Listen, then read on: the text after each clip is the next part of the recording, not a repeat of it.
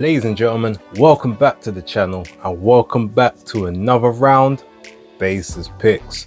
As always, please like and subscribe, share with a friend, a colleague, a relative, an associate, an enemy, any and all in between. It's appreciated. I'm a little bit later than I wanted to be, but they had to come out, we had to talk, and also we've seen the weigh-ins for Whyte versus Itauma, or Itauma versus Whyte, whichever way they're phrasing it.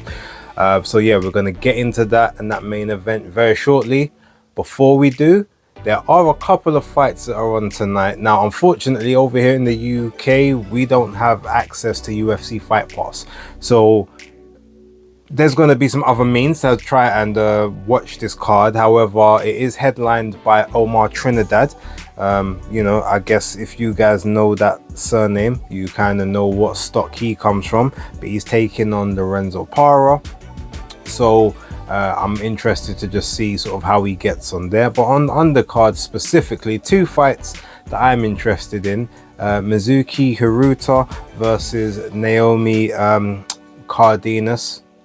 And anyone who will heard that name, possibly you might know, because she scored an upset victory over Bree Howling in her last fight. Undefeated 9-0, and I think Mizuki's 8-0, but Mizuki's a WBO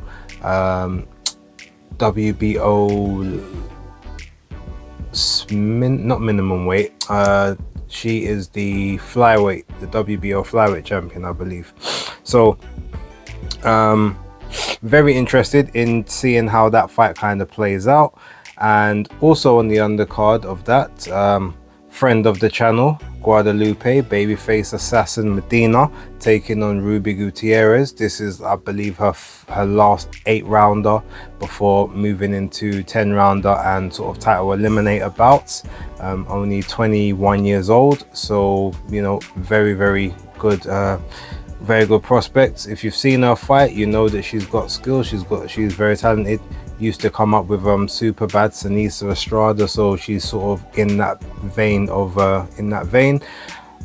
Quick prediction on all three of those fights. I think Omar Trinidad's going to get a stoppage tonight. I think it will be in the mid rounds personally. I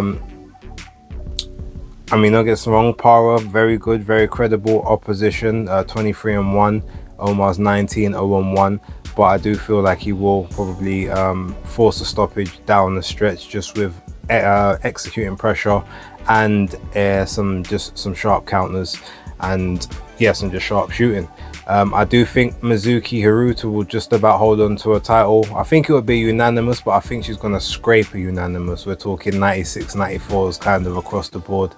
Maybe even like a 96, 95. I think Cardenas is going to be on her, but Hiruta just has quicker feet. I feel that she will be able to get in and out and avoid the flurries. In terms of Guadalupe Medina, I expect her to beat Ruby Gutierrez, and I'm even predicting that she will manage to get a late stoppage. She has a habit of dropping a lot of her opponents and hurting them very late, and just not having enough time to kind of get the job done. But I do have a feeling that on this particular occasion, she will manage to put it all together and get the third knockout of her career, taking her record to 11-1. With that down, let's talk about the event we're here for, but we're going to start with a couple of the undercard fights. So without further ado, let's get into the picks. Now, I'm not going to lie, I do not like the order of the fights that are taking place on the card, purely because there's a couple fights that I wanted to cover on the live watch along, but they are right towards the start of the card, and this is one of them. Like Ray Ford versus Abraham Nova, I really wanted to cover this on the watch along, but I don't think I'm going to be back home in time. I've got some family commitments to deal with, which is a shame. So I'm going to be watching it, but in terms of the watch along, I don't know if I'm going to get to it. And that's annoying, because I ain't going to lie, the fight above it, Ashfaq versus Sasumi, I don't think should be where it is on the card. Primarily, out of anything, just a little bit of a ramble aside, if they're trying to, you know, obviously Satsumi, you want to build him, I guess, for maybe a US audience, but he's Japanese. Well, the Japanese are like, if I remember correctly, I'm pretty sure they're about 10 hours ahead of the UK and Saudi Arabian time, probably about 11 hours ahead. it might make more sense to have that fight earlier on in the card, to where there's more of a chance of people being up. Or maybe actually by it being a bit later on, it's later in the morning / afternoon in Japan. Maybe that's why it's ended up in that particular spot on the card, but it's annoying. Anyway, with that being said, look, we've got Rayford against Abraham Nova. I'm not going to speak too much about this one, but what I do think is this is going to be an extremely hard fight for both guys. Abraham Nova has been on the end of some very questionable decisions in his career. He's got a beard, and I'm not just talking about the blonde mess that he's got on his face. He can take a shot. He's very durable, but he is very skilled. He's highly underrated. I'm not saying that he's a world beater, but he's a lot better than probably his record suggests, or that he's given credit for. Not to mention, he is much taller and rangier than Rayford. Now, if he decides to come in his usual mode of sort of getting that high guard up and trying to sort of walk into range and impose a bit of size, that could play straight into Rayford's hands. He's the slicker of the two. That southpaw angles that he finds is gonna be problematic, and he's definitely got speed on his side. But if Nova decides to play a bit smarter and play behind the jab a bit more, keep the distance a little bit, and make Ray have to try and fall in to find range and to find his counters, he can have a lot of success, and could even possibly upset the apple cart and upset the odds. This was a very, very good replacement for Kakache. That being said, I do think that when it comes to the levels of the two, like, Nova's probably here, but Ford is here, and I think that gap in level will negate the height, the reach, and the size difference between the two. I don't think that Rayford gonna get a stoppage, but I do think he will win the fight, and will win the fight unanimous decision. And I think he will rock Nova a couple of times as well. Not enough to get him out, but I think that he will go to town and sort of, I guess, make it painful. That's the prediction there. I do think Rayford to win that fight via unanimous decision. Next up, we got Filip Pergovic versus David Adilier, or Adilier for the UK lot. Now, this fight, very interesting when it came up. It was a fight I was like, that's a bit of a strange fight to make, but I liked the ambition, and I thought, for nothing else, it will be a fun fight. Now, Filip Pergovic has been extremely dismissive of David Adilier in the build up to this fight. He, believes, look, I'm just leagues above him. This was a brilliant fight for me to come back to.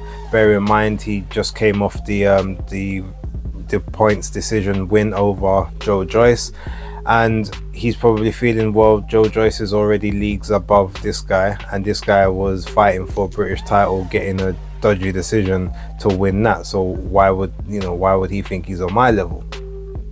David's with Adam Booth. I believe Adam Booth is the right kind of trainer for David. He will definitely get those fast twitch muscles moving. He will definitely get him sort of firing shots, sort of loading up those big looping lefts from the outside. The problem I think David has in this fight is that, as quick and explosive as he is, and that is definitely something he's got over Filip Pergovic, he has issues finding range. There's a lot of times where his jab is extremely lazy, and his jab can never quite find the target where it needs to. Not even to be ramrod, but just to be a space finder, just to sort of try to close that distance. And then sometimes when he puts it out there, he ends up getting countered over the top of it or through the side, just because he's not really sort of forcing it out in sort of a whipping motion. It's almost like he's pushing it out there and not bringing it back to where it needs to be, which is why a lot of the time you will see him just leap into punches. He feels like he can't trust the jab to get the timing, so he'll just leap in with the left hook, or he'll try to shoot the straight right or shoot an overhand right at his opponent, and basically hope that they don't see it until it's too late. in that scenario, I don't think he's going to be able to have the success that he needs against someone like Filip Pergovic, who is not as fast as him. He's not as athletic as him. But one thing he is a lot more technically sound. His fundamentals are much better. He holds his shape a lot better than David does, and he's got a very good jab 1-2. And also, look, if we get on the inside, both guys can fight dirty. Both guys can be dirty on the inside. But I think that Filip just about has the factor and the X factor when it comes to the dirty boxing on the inside. That being said, he does have the scar tissue around the eyes, both eyes, after the Daniel Dubois fight. And what will be interesting with David, with the cornrows in the hair, will he decide to maybe just move his head into range slightly just to irritate that skin, see if he can break it open, especially if he manages to land a shot on there, maybe fall into a clinch and just accidentally just slip and brush the side of the face with the hair.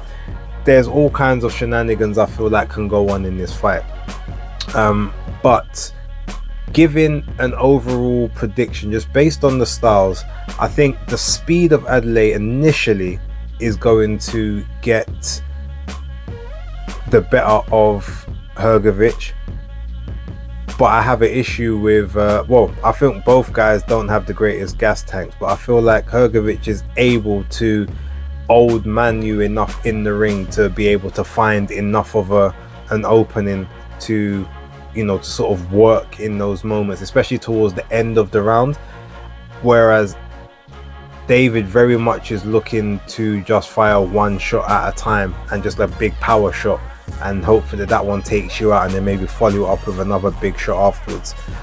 Filip Pergovic is definitely more keen to throw combinations if need be, and I just feel like he will be outlanding and outscoring Adilier in those earlier rounds.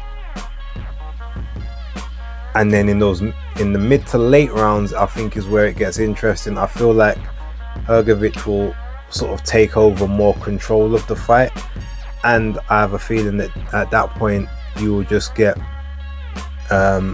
David sort of not just survival mode, but he'll be looking just for those counters, hoping that he can just get one opportunity while he's sort of coming under the cosh a little bit. I think he will do well enough that he can see out the fight. I'm not sure if it's a 12 round. I think it might only be a 10 rounder, but it could be 12.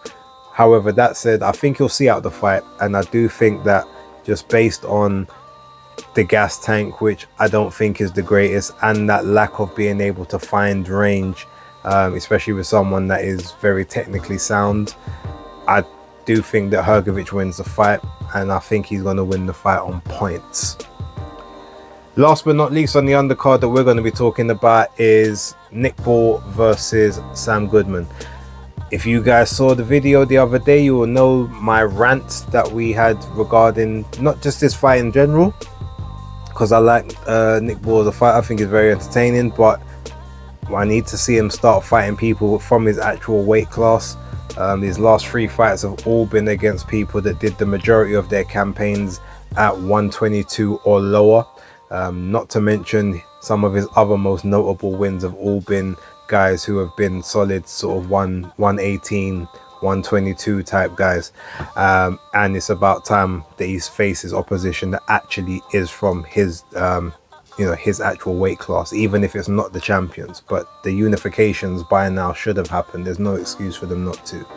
That being said, I think that Sam Goodman is, if he tries to play this game of, I'm going to try and show you that I can just match you sort of toughness for toughness, he's going to get steamrolled. Australians are notoriously very tough guys, very prideful guys, and he's not going to want to be shown to capitulate in that sense. But we've seen Nick Ball is the dirtiest fighter going right about now in the game. Some of it is beautiful to watch, some of it is very distasteful, and it's surprising that he hasn't been disqualified yet. But that's where his his small, short, compact size works in his favor. Sam Goodman has to do basically what he did in the Salim fight and box move, stick to the outside, don't engage in the pocket, and just basically not nick the rounds, but just control the center of the ring, control the space, and make Nick Ball fall short in every moment. But I just don't think he's going to get the opportunity to do that, because Nick is very good at exploding into range and into the pocket. And Sam Goodman, because he doesn't have the big shot, Nick Ball has walked through harder punches. Yes, he's been wobbled by some of them, but he just has no fear of getting hit. And I don't think he's going to have a fear of getting hit by someone who's had 20 fights and has only got 8 KOs out of the 20. He's going to walk in with the high guard. He's going to let Goodman throw those shots. He's going to try to catch them as much as he can, but as soon as he gets to that mid-range and the inside, he's going to throw to the body, but then he's going to go up top. He's going to put the forearms in. He's going to judo throw him about when he gets an opportunity. He's just going to be extremely dirty. I think Goodman will be able to not run but survive enough that he can just about make it to the final bell, but he will have taken some pretty serious damage in the sort of the lead up to that. I am going with Nick Ball to win this fight. I think he will win it via unanimous decision. There is a good chance he could possibly get a late stoppage, because he is known for stopping people around sort of rounds 9, 10, 11. But I think Goodman will do enough early where he can beat on his bike, and he can not engage too much to where Ball loses a lot of momentum in those earlier rounds, and then ultimately has to take it to points. But I do think that Nick Ball will win the fight via unanimous decision. Okay, main event time. Dillian Whyte versus Moses Itauma. Okay, let's get the elephant out of the room first. And it's a very small room, so it's going to take a little bit of time to maneuver him out the door. Look, everyone knows that I am a big supporter of Dillian Whyte. I know Ade likes to say that, no one's a bigger fan of such and such than me. I'm not going to make that kind of claim, but you'll be hard pressed to find someone that's rode with Dillian Whyte as much as I have over the years. Prior to the AJ fight and especially after it. So part of my take you may look at as a bit biased. It might be. Sometimes it's a bit hard for me to separate some of the that goodwill away from him specific when it comes to when it comes to making these predictions. But I'm gonna go based on, I guess, all the available information that we have at this point in time.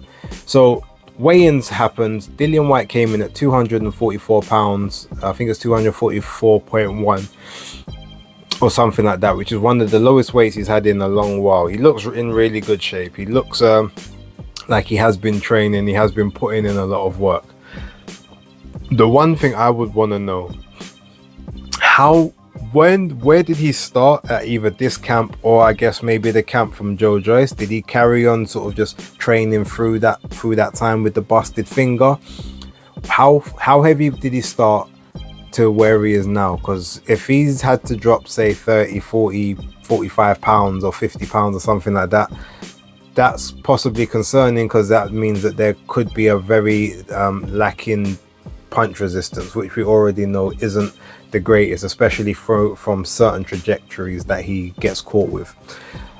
Outside of that, did he drop the weight for speed to try and match Itauma with some of his speed, or to be able to catch him with a bit less wind force and resistance? Or did he drop the weight hoping that would actually help the stamina, because he's expecting the fight to go longer and he wants to see how Moses does?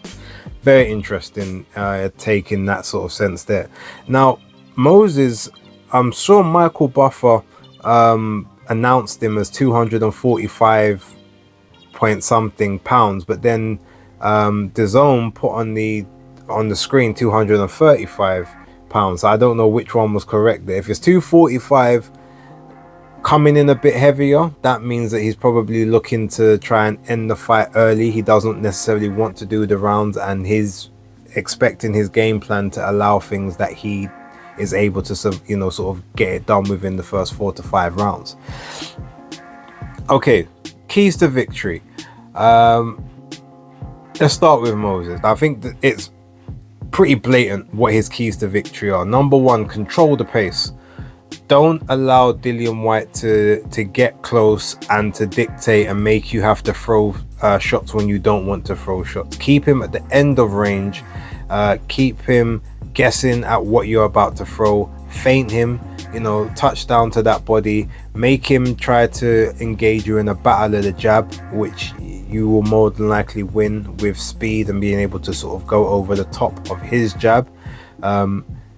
Use your angles, especially early. Sometimes get him into a position where you get on the angle and you don't even throw the shot. You have him anticipating that the shot's coming and you don't throw it, which will basically tax his brain even quicker and sort of run the reserves down, because he's always going to be on high alert. And then that one moment he's not on high alert is when you can throw one of those shots from angle and it will do more damage because he wasn't expecting it, or he couldn't brace himself for it. That's the kind of tactics that Moses has to employ. He also has to not follow Dillian into corners. If he backs Dillian up against the ropes or against the corners, even though you've now got a sitting target in front of you, there's also the position and the possibility that he is able to catch and counter you off of those ropes, and there's no reason for you to take that gamble when you can do a lot better from the middle of the ring, where he's got to use his feet to move towards you, which is going to take up more energy and more effort. So that's the keys to victory that I see for Moses Itauma. For Dillian Whyte, I think it's the total opposite, and I think shout out to October Red. I think she did an interview with Buddy McGirt it must have been a telephone call or something like that, and I've also heard Buddy say it on I think he said it on TalkSport as well. Ultimately, as far as he's concerned, they need to do everything they can to not get disqualified but fight extremely dirty. Dark arts.